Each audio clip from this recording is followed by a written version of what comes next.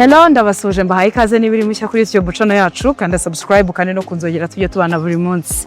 Dufite n'izindi mbuga nkoranyambaga badukurikirana haba kuri TikTok, Instagram, Facebook hose dukoresha Rubavu Real Estate. So mugende mudufollowing mutanga ibitekerezo ndetse umuntu aduhamagare mutubaze ibibanza mutubaze amazu aho byo bihereye hose mu karere ka Rubavu cyangwa se akarere ka Musanze turabafasha. Aha turi Rubavu mu Buhaza hafi ya kaminuza ya UTB tuhabazaniye ikibanza.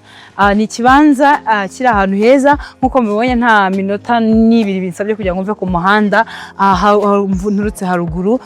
Hano rero muri metero nke tuhafitiye ikibanza. Ni ikibanza gifite metero kare 372.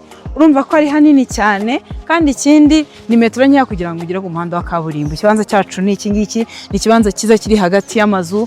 Zoning area yacyo ni R1 na ahantu heza cyane.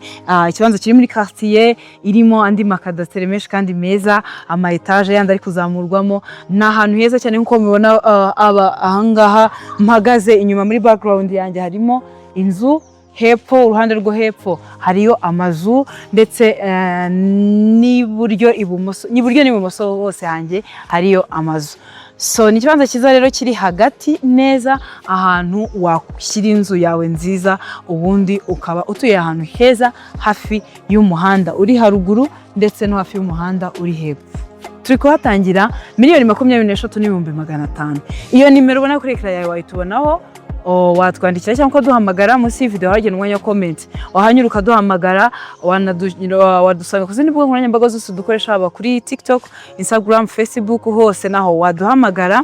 Ndetse ushobora no kudusanga ahantu dukorera mu mujyi wa Rubavu mu nyubako izwi nka Etage ko Habibu.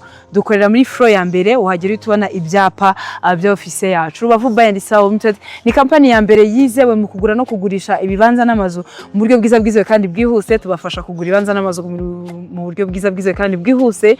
Tubafasha kwamamaza ama appartement yo kuba mu by'igihe gito cyangwa se by'igihe kirekire.